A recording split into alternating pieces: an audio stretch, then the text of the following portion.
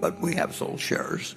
And I would say that at the end of the year, I would think it extremely likely that Apple is the largest common stock holding we have. Now, one interesting thing is that Charlie and I looked at common stocks or marketable equities or the things that people love to look at as being businesses. And so when we own a Dairy Queen or we own whatever it may be, we look at that as a business. And when we own Coca-Cola or American Express or Apple, we look at that as a business. Now, we can buy really wonderful companies in the market as businesses. We can't buy all of them. All of their shares. We can't buy 90% or 80% or anything like that. But when we look at Coca-Cola and American Express and Apple, we look at them as businesses. Now, there's differences in tax factors, there's difference in managerial responsibility, a whole bunch of things. But in terms of deploying your money, we always look at every stock as a business. And we have no attempt made to predict markets. We have no attempt made to pick stocks. I went through many, many years doing the wrong thing. I got interested in stocks very early, and I was fascinated by them. And I wasn't wasting my time because I was reading every book possible and everything else. But finally, I picked up a copy of The Intelligent Investor in Lincoln, and there was a few sentences in there that said much more eloquently than I can say it. But if you look at stocks as a business and treat the market as something that doesn't tell you, isn't there to instruct you, but it's there to serve you, you'll do a lot better over time than if you try to take charts and listen to people talk about moving averages and look at the pronouncements and all of that sort of thing. And so that made a lot of sense to me then. And the way I've been allowed to deploy it, Charlie and I talked about this, of course, constantly. It's changed over the years as the amount of capital we have and has changed and all of that. But the basic principle was laid out by Ben Graham in that book, which I picked up for a couple of dollars, and which basically said to me, you've been wasting your time now, but maybe you can use what you've learned or been reading about and put it to better use. And then Charlie came along and told me how to put it to even better use. And that's sort of the story of why we own American Express, which is a wonderful business. We own Coca-Cola, which is a wonderful business. And we own Apple, which is an even better business. And we will own, unless something really extraordinary happens, we will own Apple and American Express and Coca-Cola when Greg takes over this place.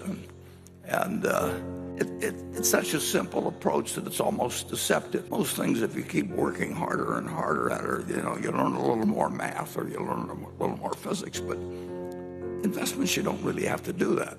You really have to have your mind set properly. So we will end up, unless something dramatically happens that really changes capital allocation, a strategy. We will have Apple as our largest investment, but I don't mind at all, under current conditions, building the cash position. I think when I look at the alternative of what's available in the equity markets and I look at the composition of what's going on in the world, we find it quite attractive. And one thing that may surprise you, but almost everybody I know pays a lot more attention to not paying taxes than I think they should. We don't mind paying taxes at Berkshire, and we are paying a 21% federal rate on the gains we're taking in Apple, and that rate was 35% not that long ago, and it's been 52% in the past when I've been operating. And the federal government owns a part of the earnings of the business we make. They don't own the assets, but they own a percentage of the earnings.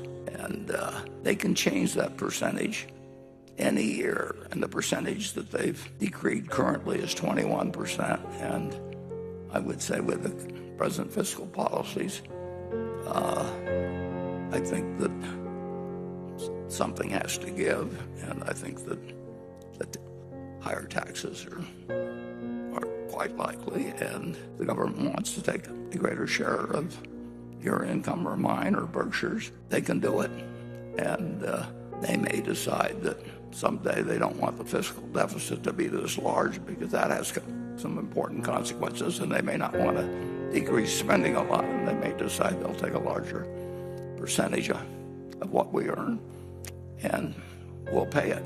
And we always hope at Berkshire to pay substantial federal income taxes. We think it's appropriate that a country that's been as generous to our owners. It's been the place. I was lucky. Berkshire was lucky it was here, and if we send in a check like we did last year, we sent in over $5 billion to the U.S. federal government. And if 800 other companies had done the same thing, no other person in the United States would have had to pay a dime of federal taxes, whether income taxes, no Social Security taxes, no estate taxes, no. It's open down the line. Now, I would like to. I hope things develop well enough with Berkshire that we say we're in the 800 club, and maybe even move up a few notches. It doesn't bother me in the least to write that check, and I would really hope with all that America's done for all of you, it shouldn't bother you that we do it. And if I'm doing it at 21% this year, and we're doing it at a higher percentage later on, I don't think you'll actually mind the fact that we sold a little apple this year.